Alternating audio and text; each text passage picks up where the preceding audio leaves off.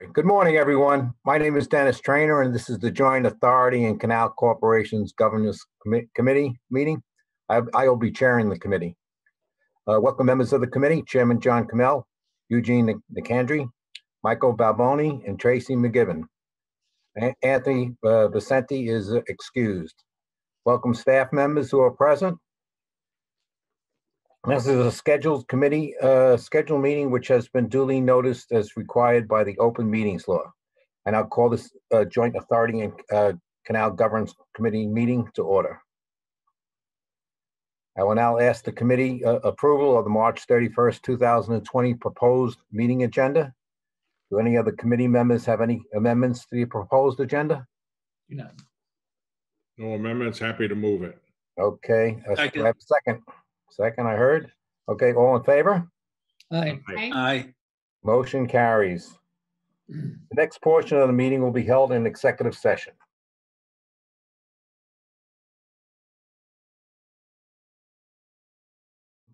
I will now ask for a motion to resume the meeting in open session.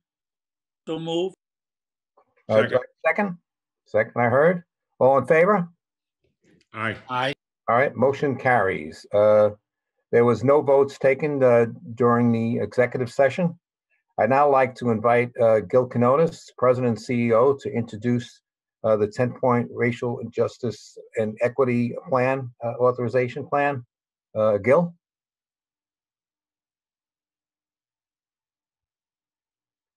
Gil, you on mute? Yeah. Thank you very much, Trustee Trainer.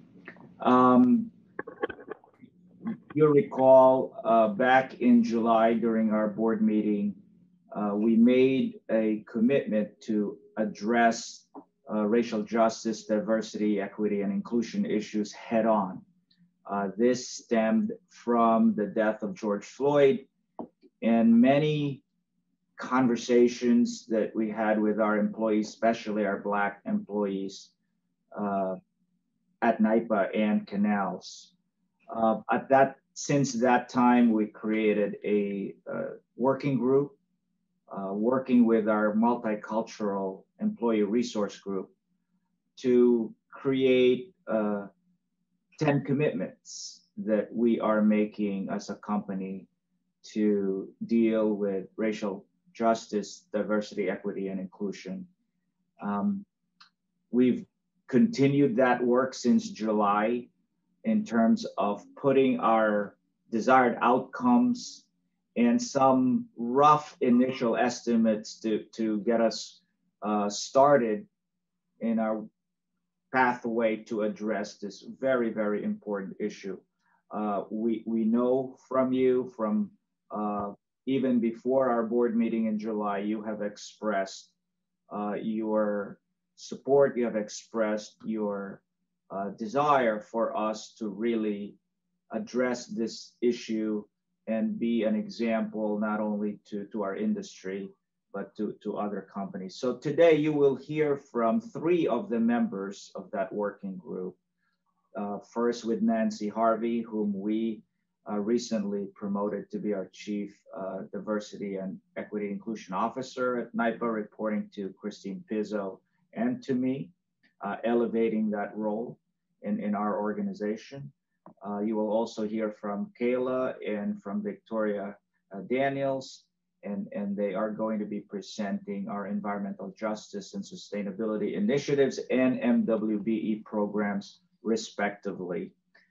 So with that, I think our first speaker is Nancy.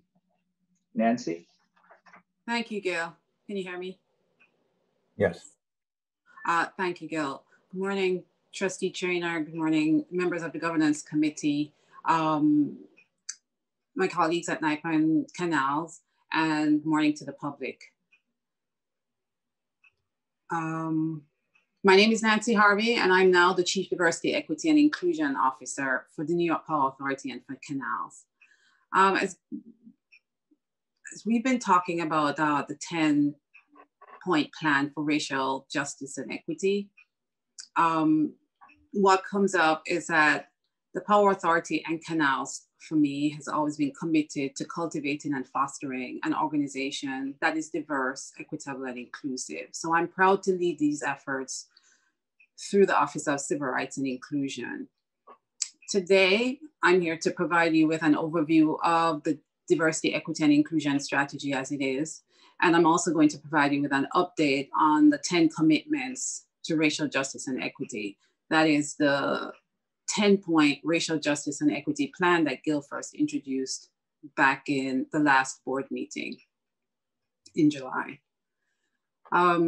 This plan is holistic and it extends beyond the workplace. And as Gil said, it's largely overseen by 3 departments: my office, the Office of Civil Rights and Inclusion, the Supply Diversity Program, and Environmental Justice. I will discuss the commitments, the internal ones that are related and managed by the Office of Civil Rights and Inclusion, and my colleagues Victoria Daniels and Kyla Mensah will cover the external commitments, which are led by Supply Diversity Program and Environmental Justice, respectively. Next slide, please, Daniela. So you might be wondering how we got to the 10-point plan, and just so we understand what happened. The planning was a collaborative effort, a partnership, if you will, of cross-functional groups and business units. We met weekly with the working group. We consulted with various staff members to create the plan. And you should note the plan also includes feedback from employees. The Multicultural Employee Resource Group also provided input. So I want to give a big thank you to them. And thank you to the members who will also play a role in the coming months as we refine the action items. So once the action items are more fully developed, we will go back to those employees for further input. This plan consists of specific deliverables and associated outcomes. And it's for management and represented staffs and will be implemented and tracked over a 3-year period. Next slide, please, Daniela. So here is an overview of what our office had been doing. We had a foundation around 3 main areas: building an inclusive workforce, leading accountability and training, recruitment and development of staff, all right? And those align with industry best practices. This foundation and the associated initiatives will help accelerate and grow our program, as well as deliver on the commitments to employees to create a more diverse, equitable, and inclusive workforce. However, as we've been discussing, and as the saying goes, diversity and inclusion is a marathon, it is not a sprint. And by all accounts, we can and we will do more because we need to achieve a higher level of diversity, equity, and inclusion across the organization. Next slide, please. So based on feedback from staff and our employee resource groups and subject matter experts, the diversity, equity, and inclusion internal facing portion of the plan is aligned with 3 main goals: accountability, transparency, and education. Accountability prioritizes the diversity, equity, and inclusion across the organization, and it connects outcomes to leadership. Transparency will demystify processes for employees so everyone's on the same page. And education will support knowledge building and increase inclusive practices across the organization. So really what we're looking to do is approach this from 2 standpoints. One is systematic changes, and the other is around inclusiveness and inclusive competencies. So when we do attract diverse people into our organizations, they come in and they can feel like they belong. Next slide, please.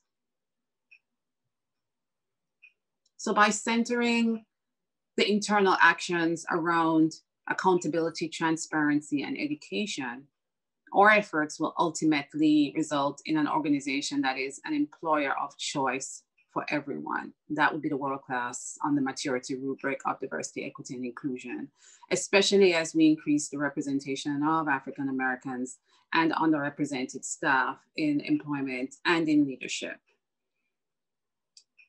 At this point, the preliminary investment that we think will be $2.665 million.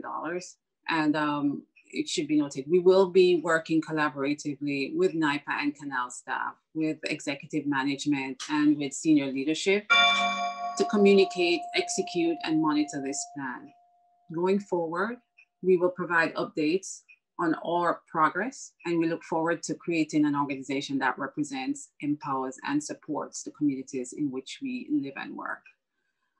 Next, Victoria Daniels, our Manager of Supplier Diversity, will describe the plan to expand participation of businesses owned by women and people of color in the supply chain. Victoria? So before we move to Victoria, if I could just, Nancy, just yes, a couple thoughts and questions for you. And I appreciate what you've laid out because it's very important. And I think you started with the good foundation of, you know, what's important around this is that people feel included. I also want to stress and get confirmation from you that one of the things that we plan to have come out of this, because this seems to be the area that's most internally focused of the three areas that we're going to cover today. And we all know that what's most important for us as the Board of Trustees to be able to evaluate the progress that's been made is to set up, you know, sort of how we're going to measure ourselves. What are the metrics that we're looking for?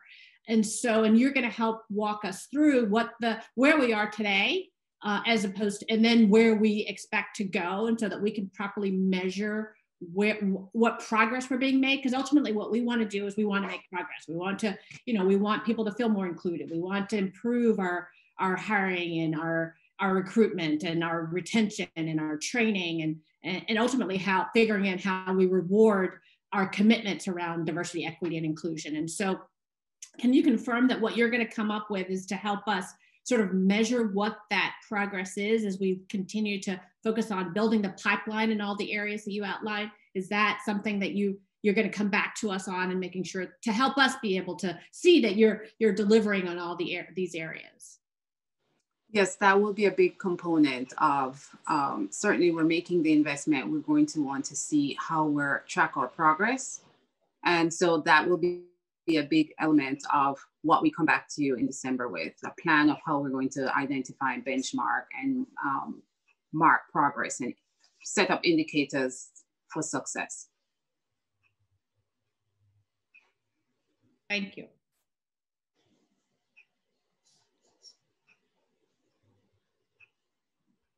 Thanks, Nancy. And I guess we'll go to Victoria next. Thank you, Nancy. Good morning, trustees. Can you hear me? Yes, we can. Good morning. Okay. Good morning. Thank you. My name is Victoria Daniels, and I am the Manager of Supply Diversity. I've been at the authority for about 4 years. And I don't know if you guys know this, but the Supply Diversity Program has been around since 1983. So NYPA is, as usual, at the forefront of everything. It has been longer and been around longer than the Executive Law 15A, which was enacted in 1988. Since that time, the program has awarded more than $1 billion to MWBEs through direct spend and through awards.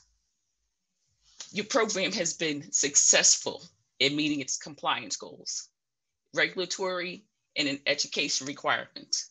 It's well known throughout the MWBE community. It has excellent reputation with Empire State Development and the Governor's Office. We're often called upon to give best practices. We're recognized throughout their end-to-end, being the first digital utility. And what has happened, John Canale realized that our prime contractors had to step up. Therefore, our MWBEs need to step up. But, you know, they weren't prepared. So he tasked us with thinking outside of the box. He asked us to educate our MWBEs on how to do business with NYPA. So it caused us to increase our outreach opportunities. So we did this regionally. We went to Niagara, upstate and downstate. We had an event in the White Plains office where we added a training component, and it caused us to reach out to our partners. Our suppliers acted as panelists and as co-presenters, and it cost us nothing, little to nothing for us to have this big event. We provided classes on Ariba, how to respond to bids. We even brought in Department of Labor to teach prevailing wages. This event solidified us as a reputation throughout the state on who to watch to bring in new and exciting ideas on supply diversity. Because in the past, most people had events where you just walked around, gave out little tchotchkes, and it was just an event where suppliers walked up to the table, said hello, and gave capability statements. But now we provide events where we provide educational opportunities. So now we're called upon to present at these events. We also did supplier webinars on NYPA.gov. But the continued success can't be based on regulatory requirements, because that's what New York State requires. They want us to deal with tracking the MWBE payments. We do regulatory reporting to Empire State. That can't be what the program is about. So the needs of the state has changed. The needs of NYPA has changed. So we have to be tasked with doing innovative ways. So what NYPA does now, what are we doing? The state is requiring us to look for opportunities to do solar, wind power, energy efficiency throughout New York State. The MWBEs have to be ready to meet those demands, but we know that they're not ready. Currently, our MWBEs can't provide these things to us. They can't give us the goods and services, and these issues are due to their locations. They're not in the North Country. We know we have limited to minimal M's or W's that are in Northern New York. We know we have those issues in Western New York. We know they have bonding issues. We know they have availability issues. They lack the awareness that we need. The relationship issues, they have lack and needed vital networking opportunities, and we know that. Next slide, please. So let's talk about this 10-point plan. Let's talk about how we're going to look at their using NYPA's experience, resources, and purchasing power to help our MWBEs build capacities, how we're going to help them reduce the barriers, and how we're going to get these metrics. We can only be as successful as the suppliers that we bring to the table. It's vital and necessary to meet the demands of NYPA's 2030 goals and the goals of the state. We need senior leadership engagement. We need to leverage our internal resources throughout the organization. This is key. One of the issues that we don't have supplier diversity throughout our supply chain in our own organization. If you think about it, our end users within the organization don't even know we have a supply diversity program. Most people think supply diversity is just in procurement. We need to change that. We have to align our internal and external supply diversity communications to ensure that training to the employees and the suppliers are robust and fully aligned with the overall NYPA DE&I message. We have to assist our MWBEs to build their capacity, reducing the barriers and creating metrics to determine success is necessary in order to develop measurable and accurate KPIs. We do this by creating a robust mentor-protege program that will ensure we have a solid pipeline in place for our future EJ and internship programs. This is how we tie those pieces together. We build that pipeline because we can do it. But this is what we do. We create a surety bonding program. We get them prepared to bid on these larger projects as primes where they're sorely needed. Our internal commitment to the program can help to reduce the barriers is just as important. Let's consider how we review our policies to ensure that they meet our revised DE&I guidelines. Are the terms and conditions are not overly complicated? Let's look at that. Are they reasonable for the work that we require? Are we aggressively utilizing discretionary spend throughout the organization where we can? Are we supporting the MWBEs that we use on our credit cards for small purchases? We should consider that. We do all of this by ensuring that each department has their own departmental goals and that NYPA and Canals has their own organizational goals. We can ensure this success can be easily measured and reported. All this is easy. This is the low-hanging fruit. All of this was put us on firm ground, and it's just a start, but it can be impactful. Third slide, please. If we can make this commitment, we can expect to reap the rewards of a mentor-protege program that is generating a future-ready pool of a potential pipeline of well-qualified minority and women-owned businesses that are available to work on canal and NIPA projects. We can increase MWBE awards, thereby decreasing sole and single source awards.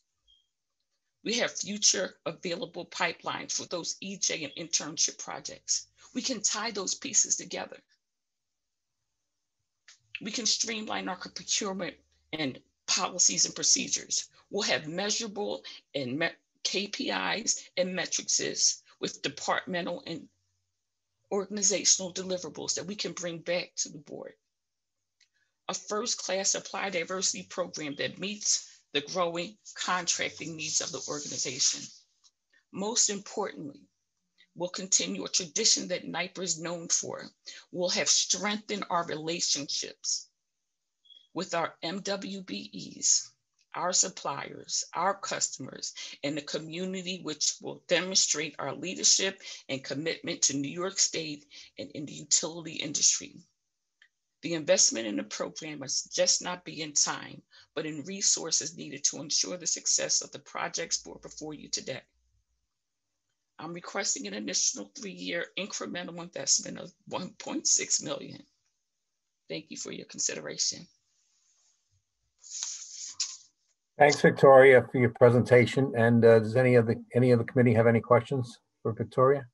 Again, if I could just to jump in, because I think this is to be consistent with what I mentioned to Nancy. Again, I'm excited to see that we're trying to lead on this effort. I think that the mentor program that we're doing, I think, could be an important instrument for us to be leaders in this space. And so I'm curious, like, you know, you plan to keep metrics so that, again, we see where we are today. You've highlighted some numbers already for us about what our spend has been to date, you know, and it's very good to see that we've spent, you know, $1 billion on, you know, sort of awards and subcontracts to MWBE, but that's $1 billion over 37 years. It's been since 1983. So how are we pushing ourselves to be, again, leaning in, being more aggressive, being bolder, as we always encourage with anything that we do at NIPA in our supplier diversity? Because this is a key area, I think, that we can not only, as we focus internally on how we encourage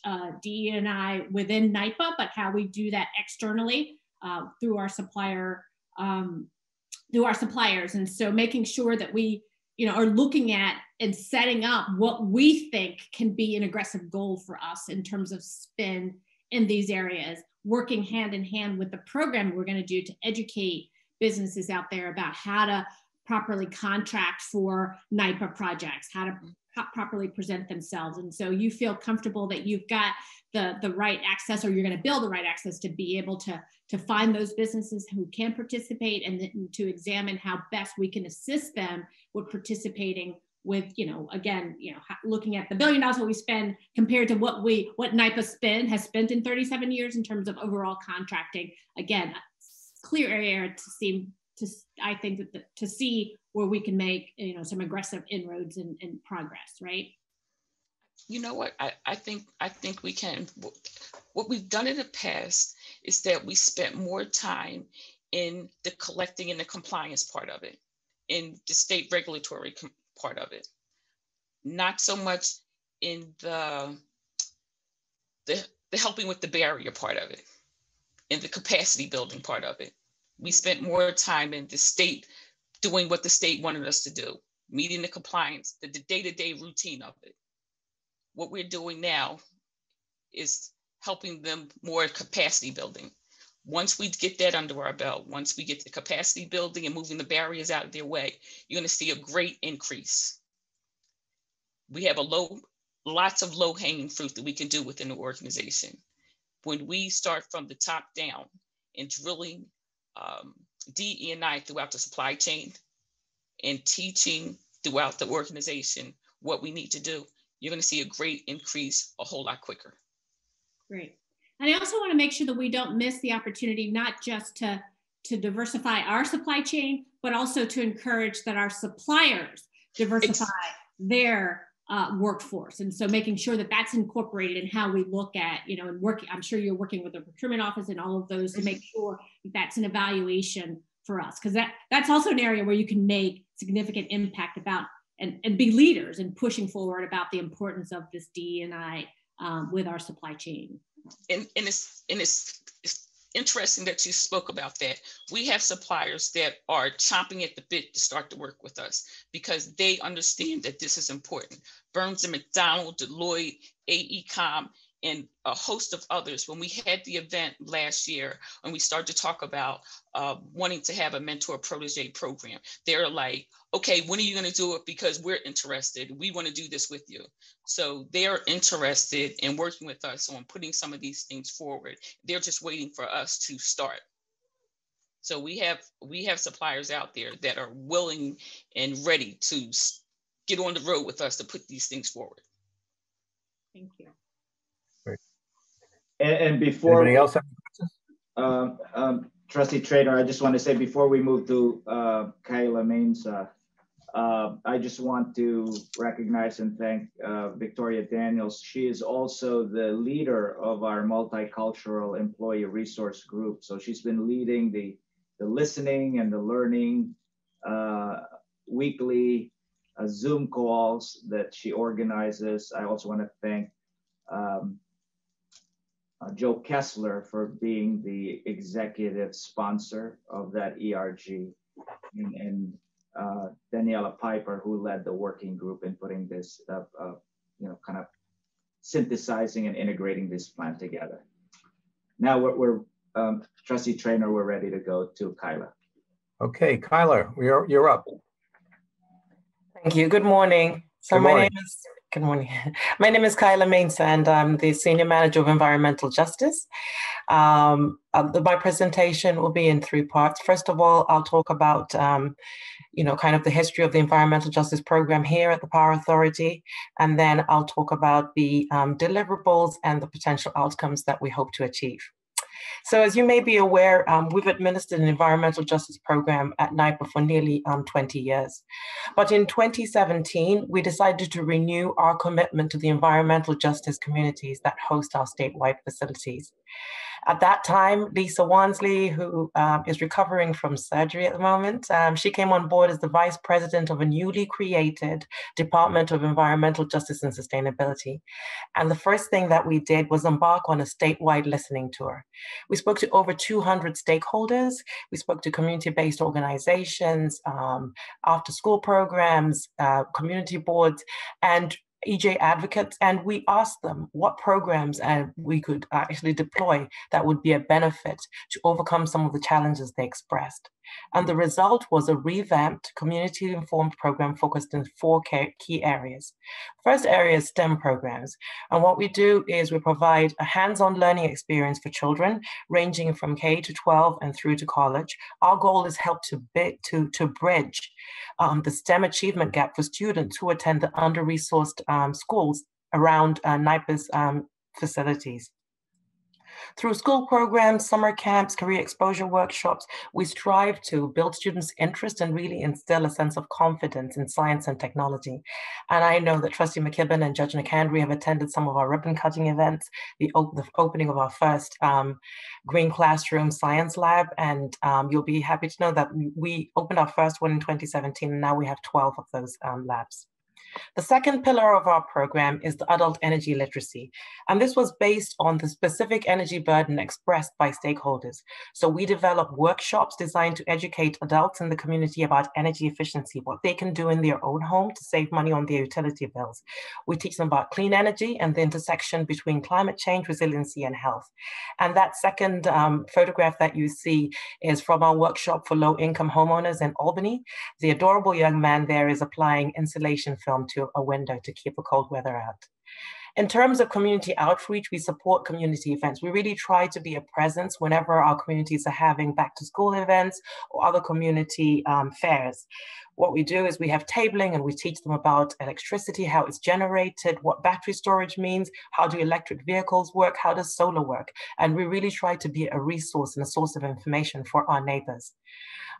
Internally, we really consider ourselves an advocate for the community, trying to make sure that community considerations and EJ considerations are prioritized in the implementation of NYPA's strategic programs. And finally, community energy projects. We have a very small budget, but we do execute non-recoverable community energy efficiency projects. The first one was in Messina, where we replaced refrigerators for the residents. And at present, we're actually doing a lighting project of the Niagara Falls Housing Authority. And this is particularly beneficial because some of the residents at these authorities pay their own utility bills. So it's a direct impact if we install energy efficient equipment. So these programs and the relationships we build will be really useful in building and implementing the DEI commitments that we have laid out. So next slide, please, Daniela. So EJ, or environmental justice, is responsible for two commitments in the 10-point plan. Our first commitment is to diversify the pipeline of utility and clean energy workers. And we'll do this through the PTEC Scholars Program and the Scholarship Program. The second commitment is the community service program that ensures that NYPA employees can contribute to the underserved communities where we do business. Next slide, please. So I'll go into the outcomes a little bit more, starting with PTEC. PTEC stands for Pathways in Technology Early College High School Program. And PTEC is an innovative education model that was pioneered by IBM.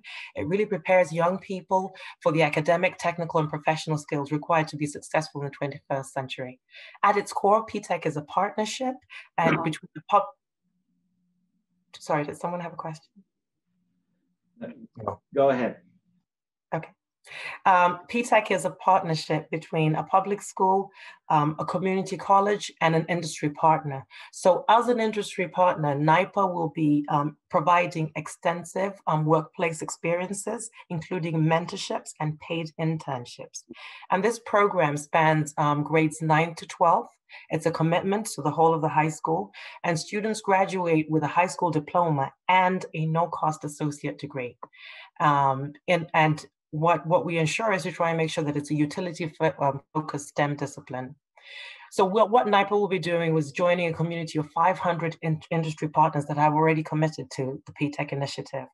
In discussion with IBM, we found out that the majority of students graduating from PTEC tend to complete their 4-year degree.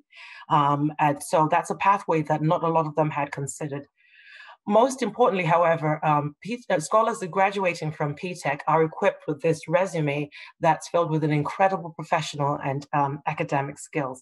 And so what we're doing is feeding the utility ecosystem with a diverse talent pool whilst benefiting our own stakeholders. The second way we're diversifying the pipeline is through scholarships. So EJ is exploring existing scholarship models and trying to look at different industry partners so that we can work together to deploy these scholarships. We're working closely with ethics and legal to understand the boundaries in which we can operate. The potential partnerships we've researched are the National Society of Black Engineers, SUNY CUNY First Generation Scholarship Programs, the American Association of Blacks in Energy, and the National Action Council for Minorities in Engineering. Finally, the Employee Volunteer Corps is both an inward and outward facing initiative. What we want to do is bring the best of NYPA as a benefit to our communities. We want to leverage the expertise of NYPA scientists, engineers, project managers, cybersecurity professionals, and by providing these employees with volunteer service opportunities, we hope that they can gain an understanding and an empathy for our neighbors who live in the historically marginalized communities where we do business. So the initial investment that we're requesting really covers the cost of paid internships, scholarships, and program administration. So if you have any questions for me, I'd be happy to answer them. Any questions for? Mr. Chair, if I could not. Sure. Question and a comment, as with the rest of this is such important work, and I readily admit that the PTEC and scholarship stuff is so exciting to me because while we, in all the other areas, they're important, we're focusing on the now. And for me, this is the biggest area where we're focusing on the next. And I think it's so important. And this is kind of work that makes you feel good about what we're doing to educate the future. And so that being said, can you help me understand how we're connecting? It's important that we connect all of the stuff that we're doing, both in the environmental justice with, you know, the operations and the strategy of our of NYPA. And as you look at, you know, how you're doing that through environmental justice, looking at the energy efficiency projects, you know, we're making sure we're connecting that to what we're doing. And even in the community core, that seems more internally focused.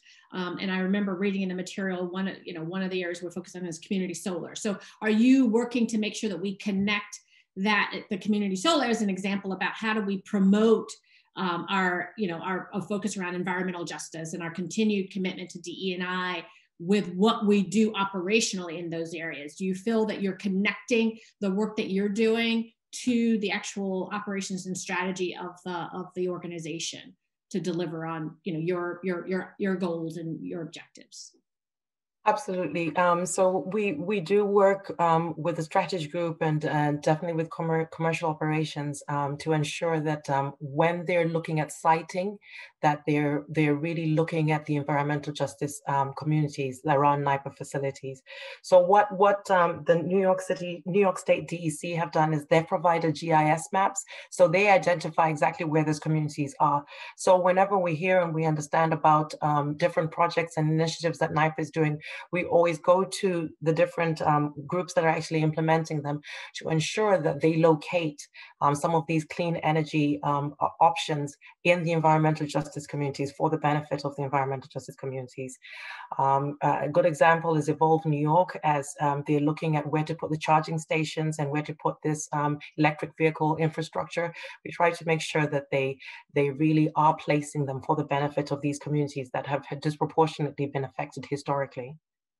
In terms of PTEC and the scholarships, we really will be targeting those schools that exist and they are located in the potential environmental justice communities that actually surround our facilities. So yes, we do work very hard at trying to connect what we do out in the community with strategic operations.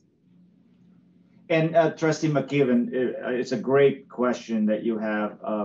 We have, if you recall, the board approved a project at JFK Airport. It was a public-private partnership that we structured for community solar. And the beauty of that project is that it doesn't only serve the needs of JFK, but it was oversized so that it can also serve the communities around JFK as a community solar and storage installation. And to us, that is going to be a model that we're going to continue to pursue, where we can leverage government facilities and assets, state, local government, to do clean energy projects, not just for the host facilities, but where opportunities can be had in terms of oversizing and creating a community solar for environmental justice communities in and around those facilities. That's one thing that I know Sarah and her team have been exploring as we build our clean energy business. Thank you. Thank you, Carla. Anybody else have any questions? Chairman Kamel, do you want to make any comments on the 3-year increments investments? Yeah, thanks very much, Dennis. Kind of keeping my powder dry till the end here to offer some collective comments, collective in terms of my overall view, and collective. I'm confident on behalf of all of us. Nancy, Victoria, Kyla, one, thank you for terrific presentations. More importantly, thank you for the outstanding work that you've been doing for several years, and in particular the last couple months, to help us accelerate down this critically important path. Let me start at the end, and I'll come back and end where I started. Be assured you've got our absolute full and complete support. And I know I speak on behalf of all of us around the board table, because we've all chatted over the last 3 days as we've reviewed these materials in preparation for today, and we've had separate and collective discussions. So I'm speaking or attempting to do so on behalf of all of us. So you have our absolute and full support, and implicit in that is our endorsement of at least what you're asking for from us. I say at least because as you've heard from Tracy in particular, and you would have heard from all of us, there's nothing that we deem more important as we look ahead into 21 and beyond than our commitment to this program. And so we want to ensure we're doing everything to enable the three of you to be successful and effective, and more importantly, the organization in total. So frankly, not to diminish what's been requested, but I think all of us looked at the request as more of seed funding, for lack of a better term, than the absolute amounts that are necessary to really achieve the kind of impacts that obviously you all passionately endorse and support. And for us to really meaningfully approve any specific request, we'd like to see a little bit more fleshed out. Tracy was pushing on some of it in terms of where we are today, better define that, more importantly, how we're defining success in the future, what the key metrics are in which we will evaluate success as well as our progress. What kind of timeline do you expect to get from here, that will take to get from here to there? Embedded in that request is we want to get there faster, sooner. We want to ensure we're at least world-class, as you talked about it. I've always been a big fan of creating that rising tide to lift all boats. And you all talked about the opportunity to lift others up, enable the success of others. So this, in our reach, we all know goes much beyond the four walls of NYPA. So what we'd ask, and I've chatted briefly with Gil last night, is that you guys come back to us in December with a more robust game plan and timeline that addresses the metrics and the success measures, as well as the starting point timeline that we're able to review and debate a little bit more, and that you ensure your funding request is appropriately bold and aggressive. It's not often that a board will challenge an executive team or management team to come back to the table for more. But please read my lips. We expect you to come back and ask for more, because we know what we need to do as an organization. We know how well positioned we are to not only be successful as NYPA, but as you've all referenced, what we can do to enable the success of others that very much need the help from us and create, as I said, that rising tide to lift all boats. So great work to date.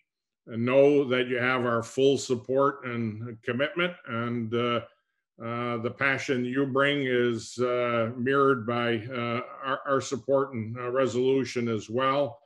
That said, we want a little better definition as to what we can expect of ourselves, and then in turn, how much is needed from a resource standpoint. So thank you for all you've done.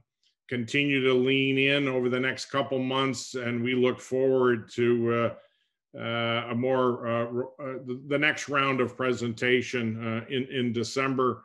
And be assured we're anxious to give you the kind of support you need financially to enable that success. Thank you, Chairman.